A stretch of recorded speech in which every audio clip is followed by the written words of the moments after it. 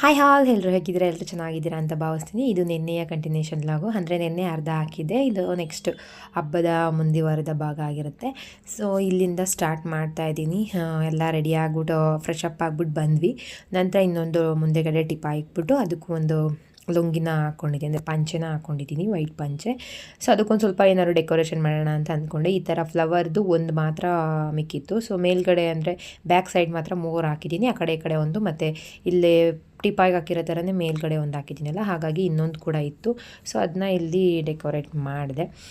ಹೆಂಗೋ ಸುಮಾರಾಗಿ ಕಾಣಿಸ್ತಾ ಇತ್ತು. ಅದು ಕ್ಲೀನಾಗಿ ಪಿನ್ನೆಗಳು ಹಾಕೋದಕ್ಕೆ ಪಿನ್ನೆಗಳೇ ಇರಲಿಲ್ಲ, ಸೊ ಹಾಗೆ ಅಟ್ಯಾಚ್ ಮಾಡಿದ್ದೀನಿ. ಸೊ ಅದಾದಮೇಲೆ ಹೂವುಗಳೆಲ್ಲ ತಂದಿಟ್ಕೊಂಡೆ. ಎಲ್ಲ ಥರ ಹೂವುಗಳು ಏನೇನು ಬೇಕು ಅಂತ ಅಂದ್ಲು ಅಕ್ಕ, ಅದನ್ನೆಲ್ಲ ದೇವ್ರಿಗೆ ಹಾಕೋದಿದೆಯಲ್ಲ ಅದನ್ನೆಲ್ಲನೂ ಒಂದು ಪ್ಲೇಟಿಗೆ ಹಾಕೊಬಂದು ಇಟ್ಕೊಬಿಟ್ಟಿದ್ದೀನಿ. ಸೊ ಹಂಗೆ ಎತ್ತಿತ್ತು ಮುಡಿಸ್ತಾಳೆ ಅಂತ. ನಂತರ ಈಗ ಅರಿಶಿನದ ಕೊಂಬು ಕೂಡ ಕಟ್ತಾಯಿದ್ಲು ತಾಳಿನ. ಇದು ಎಲ್ಲ ಟೈಮ್ ನೋಡಿಕೊಂಡು ರಾಹುಗಾಲ ಎಲ್ಲ ಟೈಮ್ ನೋಡಿಕೊಂಡೆ ಅಕ್ಕ ಮಾಡಿದ್ದು. ನಂತರ ಹಾಗೆ ಗೆಜ್ಜೆ ಬತ್ತಿ, ಇದು 2 ಎಳೆ ಗೆಜ್ಜೆ ಬತ್ತಿನ ಸೊ ದೇವ್ರು ಉದ್ದಕ್ಕೆ ಬರೋ ಹಾಗೆ ಹಾಕಿದ್ದಾಳೆ. ಇದೇ ಥರ ರಾತ್ರಿಯೆಲ್ಲ ಮಾಡಿದ್ವಿ. ಮಾತ್ರ ನಿಜವಾಗ್ಲೂ ಒಂಚೂರು ಕಣ್ಣು ನಿದ್ದೆ ಬರ್ತು ಅಂತಲೇ ಅನ್ನಿಸ್ಲಿಲ್ಲ ನಮಗೆ. ಆರಾಮಾಗೆ ಮಾಡಿದ್ವಿ. ಒಂಥರ ಜೋಶ ಇತ್ತು ನಮ್ಗೆ, ಅಂತ ನಿದ್ದೆ ಬರ್ತಾಯಿದೆಯಪ್ಪ ಮನಿಕೋಬೇಕು ಅಂತ ಅನ್ನಿಸ್ಲೇ ಇಲ್ಲ.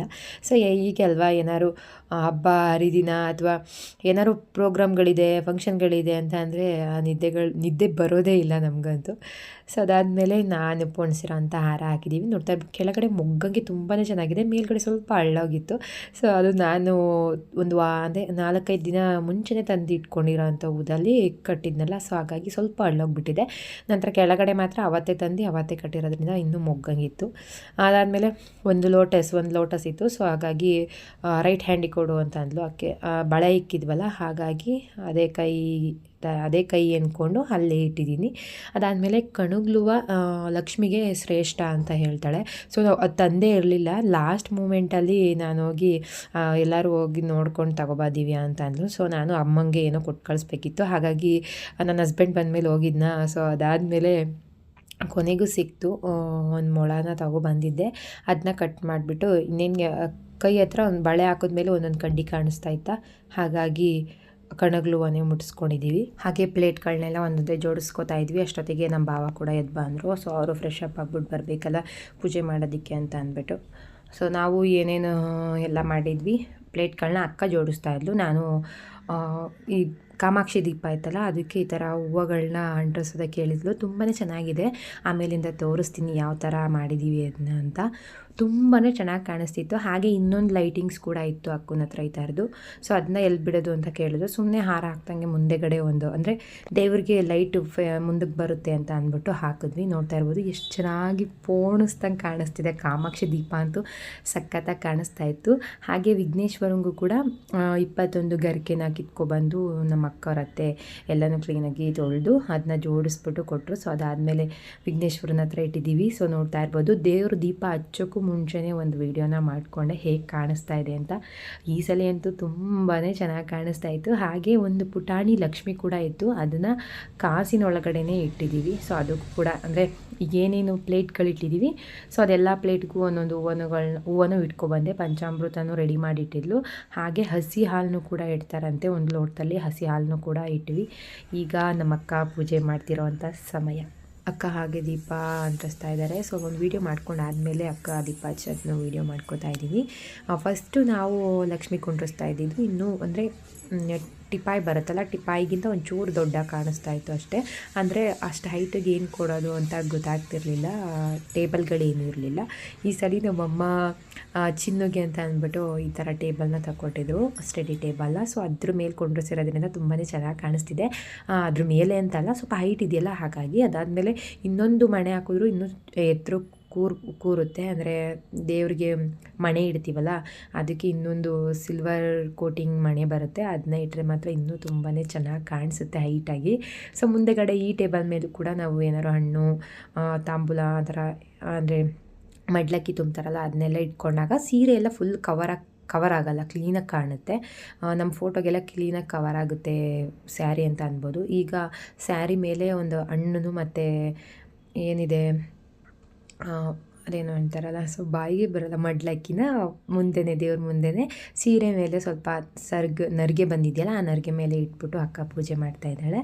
ಅದೇ ಇನ್ನೊಂದು ಸ್ವಲ್ಪ ಹೈಟ್ ಆಗಿದ್ದಿದ್ರೆ ಫುಲ್ ಲಕ್ಷ್ಮಿ ಒಂಥರ ಎದ್ದು ಬಂದಂಗೆ ಕಾಣ್ತಾ ಇತ್ತು ಅಂತ ಅನಿಸ್ತು. ನಾನು ಹೇಳಿದ್ದೆ ನಮ್ಮ ಅಕ್ಕಗೆ ತಗೋ ಅಕ್ಕ ಅಂತ, ಬಟ್ ಅವರು ಮರ್ತ್ಕೊಬಿಟ್ಟಿದ್ದಾರೆ. ಅಂದರೆ ತಗೊಬರೋಕೆ ಹೋದಾಗೆಲ್ಲ ಎಲ್ಲ ಸಾಮಾನು ಅದು ಇದು ನೋಡಿಕೊಂಡು ಮರ್ತ್ಕೊಂಡ್ಲು. ಸೊ ಈ ಸಲ ಅದೇ ಬಾಳೆಕಂದು ಸಿಕ್ಸೋದಕ್ಕೆ ಮತ್ತು ದೇವ್ರನ್ನ ಕೊಂಡಿಸೋದಕ್ಕೆ ಒಂದು ಮಣೆ ಹೇಳಿದ್ದೀನಿ. ಸೊ ನೆಕ್ಸ್ಟ್ ಸಲ ಗ್ಯಾರಂಟಿ ಅದೇನಾರು ಆಗಲಿ ತಗೋತೀನಿ ಅಂತ ಹೇಳಿದ್ದಾಳೆ.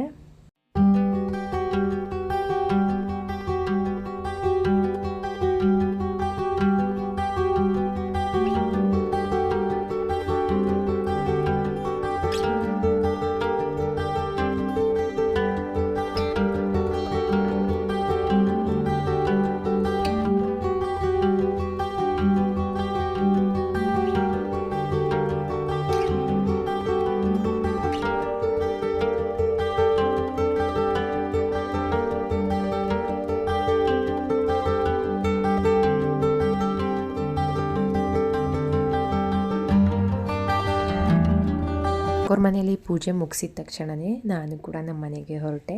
6 ಗಂಟೆ ಅಷ್ಟೊತ್ತಿಗೆಲ್ಲ ನಮ್ಮ ಅಕ್ಕವ್ರ ಮನೇಲಿ ಪೂಜೆ ಆಗಿತ್ತು. ನಮ್ಮ ಮನೇಲೂ ಕೂಡ ಪೂಜೆ ಮಾಡೋದಕ್ಕೆ ಅಮ್ಮ ಕಾಯ್ತಾಯಿದ್ರು. ಫೋನ್ ಮಾಡಿದ್ರು ಎಲ್ಲ ರೆಡಿಯಾಗಿದೆ ಅಂತ ಅಂದ್ಬಿಟ್ಟು. ಸೊ ನಾನು ಕೂಡ ಹೋದ್ಮೇಲೆ ಒಂದು ವೀಡಿಯೋನ ತೆಕ್ಕೊಂಡೆ. ಪೂಜೆ ಮಾಡೋಕ್ಕೂ ಮುಂಚೆ ನಮ್ಮಮ್ಮ ಈ ಥರ ರೆಡಿ ಮಾಡಿದರು. ಸೊ ನೋಡಿರ್ಬೋದು, ನೆನ್ನೆ ದಿನ ನಾನೇನು ಹೂವು ಮುಡಿಸಿರಲಿಲ್ಲ.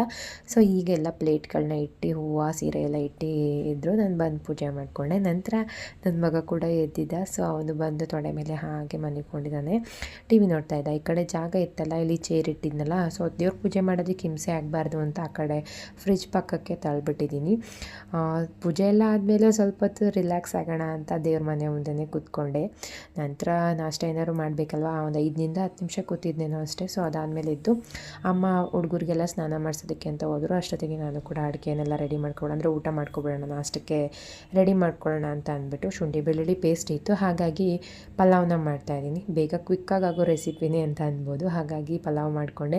ಅದ್ರ ಜೊತೆಗೆ ಮೊಸರು ಬಜ್ಜಿ ಕೂಡ ಮಾಡ್ಕೊಂಡಿದ್ದೆ. ಹಾಗೆ ದೇವ್ರಿಗೆ ಅಂತ ಸಜ್ಜಿಗೆ ಕೂಡ ಮಾಡಿದ್ವಲ್ಲ, ಅದನ್ನು ಕೂಡ ಹಾಕ್ಕೊಂಡು ಊಟ ಮಾಡೋಕ್ಕೆ ಕೂತ್ಕೊಂಡೆ.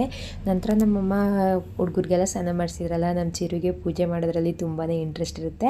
ಹಾಗಾಗಿ ಅವನು ಕೂಡ ಪೂಜೆ ಮಾಡ್ತೀನಿ ಅಂದ. ಇವತ್ತು ಹಬ್ಬ ಆಗಿರೋದ್ರಿಂದ 1-2 ಊದ್ಗಡ್ಡಿನ ಅಮ್ಮ ಹಚ್ಕೊಟ್ರು ಪೂಜೆ ಮಾಡು ಅಂತ. ಅವನಿಗೆ ಈ ಥರ ಗಂಟೆ ಆಡಿಸ್ಕೊಂಡು ಪೂಜೆ ಮಾಡೋಕ್ಕೆ ಬರಲ್ಲ, ಚಿಕ್ಕವನಲ್ವ. ಹಾಗಾಗಿ ಅಮ್ಮನೇ ಗಂಟೆ ಆಡಿಸ್ತಾಯಿದ್ರು. ಅವನು ಪೂಜೆನೆಲ್ಲ ಮಾಡ್ಕೊಬಂದ. ಸೊ ನಾವು ಹೇಗೆ ಮಾಡ್ತೀವಿ ಅದನ್ನೆಲ್ಲ ನೋಡಿಕೊಂಡು ಮಾಡ್ತಾಯಿದ್ದ. ನಮ್ಮ ಬೆಳ್ಳಿಗೆ ಊಟ ಮಾಡಿಸ್ಕೊಂಡು ನಾನು ಕೂಡ ಊಟ ಮಾಡಿಕೊಂಡೆ. ಇವತ್ತಿನ ವರಲಕ್ಷ್ಮಿ ಹಬ್ಬ ತುಂಬ ಚೆನ್ನಾಗಾಯಿತು. ನಮ್ಮ ಅಕ್ಕವ್ರ ಮನೆ ಪೂಜೆ ಎಲ್ಲ ಚೆನ್ನಾಗಾಯಿತು. ಅಲ್ಲಿ ಪೂಜೆ ಎಲ್ಲ ಮುಗಿಸ್ಕೊಬಂದು ಇಲ್ಲೂ 6:45 ಅಷ್ಟೊತ್ತಿಗೆ ಪೂಜೆ ಮಾಡಿಕೊಂಡೆ. ನಾನು ಬರೋಷ್ಟೊತ್ತಿಗೆ ಅಮ್ಮ ಎಲ್ಲ ಹೂವು ಎಲ್ಲ ಮುಡಿಸಿದ್ರಲ್ಲ, ಹಾಗಾಗಿ ಪೂಜೆ ಕೂಡ ಚೆನ್ನಾಗಾಯಿತು. ರಾತ್ರಿ ಎಲ್ಲ ಎದ್ದಿದ್ವಿ, ಎಲ್ಲೂ ಒಂದು ನಿಮಿಷನೂ ಕಣ್ಣು ಮುಚ್ಚಿಲ್ಲ. ಯಾಕೆಂದರೆ ಅವಾಗ ಇಂಟ್ರೆಸ್ಟ್ ಇರಲಿಲ್ಲ, ಎಲ್ಲಾದರೂ ಅಂದರೆ ಮನೆಗೆ ಕೊಡೋದಕ್ಕೆ ಇಂಟ್ರೆಸ್ಟ್ ಇರಲಿಲ್ಲ. ಎಲ್ಲ ದೇವ್ರನ್ನ ಹಾಗೆ ರೆಡಿ ಮಾಡಬೇಕು, ಹೀಗೆ ರೆಡಿ ಮಾಡಬೇಕು, ಅದು ಸ್ಯಾರಿ ಪಿನ್ ಮಾಡೋ ಅಂಥದ್ದು ಇದೇ ಆಗಿತ್ತು. ಒಂಥರ ಚೆನ್ನಾಗಿ ಬಂತು. ಇನ್ನೊಂದು ಸ್ವಲ್ಪ ದೇವ್ರ ಹೈಟ್ ಆಗಿರೋ ಇನ್ನೂ ಚೆನ್ನಾಗಿ ಕಾಣಿಸ್ತೇನೋ ಅಂತ ಅನ್ನಿಸ್ತು ಅಷ್ಟೇ. ಸೊ ಒಂದು ಮಣೆ ತೊಗೊಳೋದು ಮಿಸ್ ಮಾಡಿಬಿಟ್ಟಿದ್ಲು ನಮ್ಮ ಅಕ್ಕ. ಹೇಳಿದ್ದೆ ನಾನು ಅವಳಿಗೆ ತಗೊಳಕ ಅಂತ, ಅದೊಂದು ಮರ್ತ್ಕೊಬಿಟ್ಟೆ ಅಂತ ಅಂದು. ಸೊ ನೆಕ್ಸ್ಟ್ ಟೈಮು ಗ್ಯಾರಂಟಿ ಅದನ್ನ ತಗೋಬೇಕು ಅಂತ ಹೇಳಿದ್ದೀನಿ ತಗೊಳಕ ಅಂತ. ಹಾಗಾಗಿ ಅವಳು ಕೂಡ ಅಂದ್ಕೊಂಡಿದ್ದಾಳೆ, ಸ್ವಲ್ಪ ಹೈಟ್ ಆದರೆ ತುಂಬಾ ಚೆನ್ನಾಗಿ ಕಾಣುತ್ತೆ ಲಕ್ಷ್ಮಿ ಅಂತ. ನಂತರ ಅಲ್ಲಿಂದ ಇಲ್ಲೂ ಪೂಜೆ ಮುಗೀತು. ರಾತ್ರಿ ನಿದ್ದೆ ಮಾಡಿರಲಿಲ್ಲ, ಹಾಗಾಗಿ ಒಂದು ರೌಂಡು ಮನ್ಗಿದ್ದಿದ್ವಿ. ನಾಷ್ಟ ಎಲ್ಲ ಇಲ್ಲಿ ಬಂದು ನಾನು ಪಲಾವ್ ಮಾಡಿದೆ, ನಮ್ಮ ಅಕ್ಕ ಅಲ್ಲಿ ಪಲಾವ್ ಮಾಡಿಲ್ಲ ಅಂತ ಅವ್ರಿಗೆ. ಸೊ ನಾನು ಇಲ್ಲಿ ಪಲಾವ್ ಮಾಡಿಬಿಟ್ಟು ಎಲ್ಲ ನಾಷ್ಟ ಮಾಡ್ಕೊಂಡ್ವಿ. ಒಂದು ರೌಂಡ್ ಮನ್ಗಿದ್ದೆದ್ದು ಈಗ ಮತ್ತೆ ಊಟ ಎಲ್ಲ ಮುಗಿಸ್ಕೊಂಡು 3 ಗಂಟೆ ಆಗಿದೆ. ಈಗ ಅಕ್ಕವ್ರ ಮನೆ ಹತ್ರಕ್ಕೆ ಹೋಗ್ತಾಯಿದ್ವಿ. ಇವತ್ತು ಊಟ ಅಕ್ಕವ್ರ ಮನೇಲಿ ಅಕ್ಕ ಕರೆದಿದ್ದಾಳೆ, ಹಾಗಾಗಿ ಹೋಗ್ತಾಯಿದ್ದೀವಿ. ಅಲ್ಲಿ ಊಟ ಎಲ್ಲ ಮುಗಿಸ್ಕೊಂಡು ಮತ್ತು ದೇವ್ರದ್ದು ಅರ್ಶಿನ ಕುಂಕುಮ ಎಲ್ಲ ಕೊಡೋದಿರುತ್ತಲ್ಲ, ಅಲ್ಲೂ ಕೂಡ ಇರುತ್ತೆ. ಮತ್ತು ಇಲ್ಲಿ ನಾವು ಕೂಡ ಕೊಡ್ತೀವಿ. ನಾನು ಅಲ್ಲಿ ಒಂದು 5:30 ಅಷ್ಟೊತ್ತಿಗೆ ಇಲ್ಲಿಗೆ ಬಂದರೆ 5:30-6 ಗಂಟೆ ಅಷ್ಟೊತ್ತಿಗೆ ಇಲ್ಲೆಲ್ಲ ನಮ್ಮ ಮನೆ ಹತ್ರ ಇರೋ ನೈಬರ್ಸ್ನ ಕರೆದು ಅರ್ಶಿನ ಕುಂಕುಮಕ್ಕೆ ಕೊಟ್ಟು ನಂತರ ಇಲ್ಲಿಂದ ನಾನು ಅಲ್ಲಿಗೆ ಹೊರಡ್ತೀನಿ. ಸೊ ಇವತ್ತಿನ ವ್ಲಾಗ್ ಒಂಥರ ಚೆನ್ನಾಗಿತ್ತು ಅಂತ ನನಗನ್ಸುತ್ತೆ. ಇಷ್ಟ ಆಗಿದ್ರೆ ಪ್ಲೀಸ್ ಲೈಕ್ ಮಾಡಿ, ಶೇರ್ ಮಾಡಿ, ಕಮೆಂಟ್ ಮಾಡಿ. ಹಾಗೆ ಇವತ್ತಿನ ಅಂದರೆ ಸಂಜೆ ರೊಟೀನು ಕೂಡ ತೋರಿಸ್ತೀನಿ, ಅರ್ಶಿನ ಕುಂಕುಮ ಕೊಡೋದಾಗಿರ್ಬೋದು ಎಲ್ಲನೂ. ಸೊ ಎಲ್ಲ ಸ್ಕಿಪ್ ಮಾಡಿದಂತೆ ನೋಡಿ. ಈಗ ಹೊರಡಬೇಕು. ಕರ್ಟನ್ ಎಲ್ಲ ಹಾಕಿದ್ದೀನಿ. ಕರ್ಟನ್ ಮಾತ್ರ ನಂಗೆ ಸಿಕ್ಕಾಪಟ್ಟೆ ಇಷ್ಟ ಆಯಿತು. ಒಂಥರ ಶೈನಿಂಗಾಗಿ ಚೆನ್ನಾಗಿದೆ. ನಮ್ಮಮ್ಮ ಇದನ್ನ ಗಂಟಾಕ್ಬಿಟ್ಟಿದ್ದಾರೆ, ನೋಡ್ತಾ ಇರ್ಬೋದು ಹೆಂಗೆ ಗೀಟ್ ಹಂಗಾಗಿದೆ ಅಂತ. ಸುಕ್ಕಾಗ್ಬಿಟ್ಟಿದೆ, ಅದರ್ವೈಸ್ ಸೂಪರಾಗಿ ಕಾಣುತ್ತೆ. ದೇವ್ರ ಮನೆಯದು ಸ್ವಲ್ಪ ಅರ್ಧ ಮಾಡಿದ್ದೀನಿ, ಫುಲ್ ಮುಚ್ಚಬಾರ್ದು ಇವತ್ತು ಶುಕ್ರವಾರ. ಅದು ಅಲ್ಲದೆ ವರಲಕ್ಷ್ಮಿ ಅಲ್ವಾ, ಸೊ ಹಾಗಾಗಿ ಓಪನ್ ಮಾಡಿದ್ದೀನಿ, ಒಂದು ಅರ್ಧದಷ್ಟು ಓಪನ್ ಇದೆ. ಅದಾದಮೇಲೆ ನಮ್ಮಮ್ಮ ಮಾಡಿರೋಂಥ ರವೆ ಉಂಡೆನ ತಿನ್ನೋಣ ಅಂತ ಕೈಗೆ ಎತ್ಕೊಂಡಿದ್ದೀನಿ. ತಿಂದ್ಬಿಟ್ಟು ಹೊರಡಬೇಕು. ನಮ್ಮ ಆಂಟಿ ಕೂಡ ಕಾಯ್ತಾ ಇದ್ದಾರೆ. ಅವ್ರ ಕೆಲಸ ಆಗಿದೆಯಾ ನೋಡಿಕೊಂಡು ಅವ್ರನ್ನ ಕರ್ಕೊಂಡು ಹೊರಡ್ತೀನಿ. ಟೈಮ್ ಬಂದು 3:10. ಏಮಂತ ನಮ್ಮ ಅಮ್ಮನೂ ಮತ್ತು ನಮ್ಮ ಮಕ್ಕಳನ್ನು ಇಬ್ಬರೂ ಕರ್ಕೊಂಡು ಹೋಗಿದ್ದ. ಹಾಗಾಗಿ ಈಗ ನಾನು ನಮ್ಮ ಆಂಟಿ ಬಂದ್ವಿ. ಅದಾದಮೇಲೆ ಹೂವು ಕಟ್ಟಿದ್ವಿ ರಾತ್ರಿ ಎಲ್ಲ. ಸೊ ಅರ್ಶಿನ ಕುಂಕುಮ ಕೊಡೋಕ್ಕೆ ಅಂತ ಅಕ್ಕ ಮಲ್ಲಿಗೆ ಹೂವನ್ನೇ ತಂದಿಲ್ಲ, ಅದನ್ನೆಲ್ಲ ಕಟ್ಟಿದ್ವಿ. ಸಣ್ಣ ಸಣ್ಣ ಮುಗ್ಗಳು ಮಾತ್ರ ಕಟ್ಟೋದಕ್ಕಾಗಲಿಲ್ಲ, ಹಾಗೆ ರಂಗೋಲಿ ಮೇಲೆ ಜೋಡಿಸಿದ್ದೀನಿ. ತುಂಬಾ ಚೆನ್ನಾಗಿ ಕಾಣಿಸ್ತಾ ಇತ್ತು. ಅದಾದಮೇಲೆ ಬೆಳಗ್ಗೆಯಿಂದ ಬೆಳ್ಳಿ ಕೂಡ ಮನಗಿರಲ್ಲ, ನಿದ್ದೆ ಬಂದುಬಿಟ್ಟಿತ್ತು ಅಂತ ಅಮ್ಮ ಎತ್ಕೊಂಡಿದ್ದಂಗೆ ಮನಿಕೋಬಿಟ್ಟ. ಅನ್ನು ಕೂಡ ಹಾಗೆ ಮನಗಿಸ್ಕೊಂಡು ನಿಂತಿದ್ರು. ನಂತರ ಇನ್ನೇನು ಪೂಜೆ ಮಾಡೋ ಟೈಮ್ ಅಂದರೆ ಅರ್ಶಿನ ಕುಂಕುಮಕ್ಕೆಲ್ಲ ಕೊಡೋಕ್ಕೆ ಹೋಗಬೇಕಲ್ಲ, ನಾವು ಕೂಡ ಹೋಗಬೇಕು. ಅದಕ್ಕೆ ಅಕ್ಕನೂ ಕೂಡ ಕೊಡ್ತಾಳೆ. ಸೊ ಅವಳು ತಾಂಬೂಲದೇನು ರೆಡಿ ಮಾಡಿರಲಿಲ್ಲ, ಹಾಗಾಗಿ ರೆಡಿ ಮಾಡಿಬಿಡೋಣ ಅಂತ ಅಂದ್ಬಿಟ್ಟು ಎಲ್ಲನೂ ರೆಡಿ ಮಾಡ್ತಾಯಿದ್ದೀನಿ. ಒಂದೊಂದು ಬ್ಲೌಸ್ ಪೀಸು 9 ಜನಕ್ಕೆ ತಾಂಬೂಲನ ಅಂದರೆ ಅರಶಿನ ಕುಂಕುಮ ಕೊಟ್ಟು, ಅದಾದಮೇಲೆ ಒಂದು ಬ್ಲೌಸ್ ಪೀಸು ಬಾಳೆಹಣ್ಣು ಈ ಥರ ಎಲ್ಲ ಹಾಕಿ ಕೊಡೋಣ ಅಂತ ಅಂದ್ಕೊಂಡಿದ್ಲು. ಹಾಗಾಗಿ ನನ್ನ ಅಕ್ಕ ಉಪವಾಸ ಇದ್ದಾಳೆ, ಹಾಗಾಗಿ ಅವಳು ಅಡುಗೆ ಪ್ರಿಪರೇಷನಲ್ಲಿ ಸ್ವಲ್ಪ ಬ್ಯುಸಿ ಆಗಿದ್ಲು. ಅಂದರೆ ಒಬ್ಬಟ್ಟೆಲ್ಲ ತಟ್ಟೋದಕ್ಕೆ ಏನೇನು ಬೇಕೋ ಅದೆಲ್ಲ ನೋಡ್ಕೊತಾ ಇದ್ಲು. ಹಾಗಾಗಿ ನಾನು ಎಲ್ಲನೂ ಬ್ಯಾಗ್ಗೆಲ್ಲ ಹಾಕಿಟ್ಬಿಡೋಣ ಅಂತ ಅಂದ್ಬಿಟ್ಟು ಹಾಕಿಡ್ತಾಯಿದ್ದೆ. ಈ ಥರ ಪೌಚ್ ಇದೆ, ಆ ಪೌಚಿಗೆ ಒಂದು ಹಿಡಿಯಷ್ಟು ಅಥವಾ 2 ಹಿಡಿಯಷ್ಟು ಅಕ್ಕಿನ ಹಾಕ್ಬಿಟ್ಟು ಒಂದು ಪುಟಾಣಿ ಬೆಲ್ಲದ ಹಚ್ಚಿರುತ್ತಲ್ಲ, ಡಿ ಮಾರ್ಟಲ್ಲಿ ತಂದಿದ್ದು. ಸೊ ನನಗೂ ತುಂಬಾ ಖುಷಿ ಆಯಿತು ಬೆಲ್ಲ ನೋಡಿ, ಏನೋ ಒಂಥರ. ನನಗೂ ಫಸ್ಟ್ ಟೈಮ್ ಅಲ್ಲ, ನಾನು ಅಕ್ಕ ಫಸ್ಟ್ ಟೈಮ್ ತಂದಿದ್ಲು, ಆವಾಗ ನೋಡಿದ್ದೆ. ಈಗ ಒಂದು ಬಾಕ್ಸು ಇದಕ್ಕೆ ಅಂತಲೇ ತಂದಿದ್ಲು. ಹಾಗಾಗಿ ಎಲ್ಲನೂ ಹಾಕಿಟ್ಟು ನಂತರ ಒಂದೊಂದು 4 ಬಾಳೆನ ಹಾಕ್ತಾಯಿದ್ದೀನಿ. ಹಾಗೆ ಬಾಳೆಹಣ್ಣು, ಅಡಿಕೆ, ವೀಳ್ಯದೆಲೆ ಇದಿಷ್ಟನ್ನು ಹಾಕಿ ನಂತರ ಒಂದು 4 ಬಾಳೆನ ಹಾಕಿದೆ. ಅದಾದಮೇಲೆ ಅಲ್ಲಿಂದ ನಾನು ಕೂಡ ಬಂದು ಮನೆಯಲ್ಲಿ ಕೈಕಾಲು ಮುಖ ತೊಳ್ಕೊಂಡು ದೀಪ ಹಚ್ಚಿ ಸೀರೆ ಉಟ್ಕೊಂಡೆ ದೀಪ ಹಚ್ಚಿದ್ದು.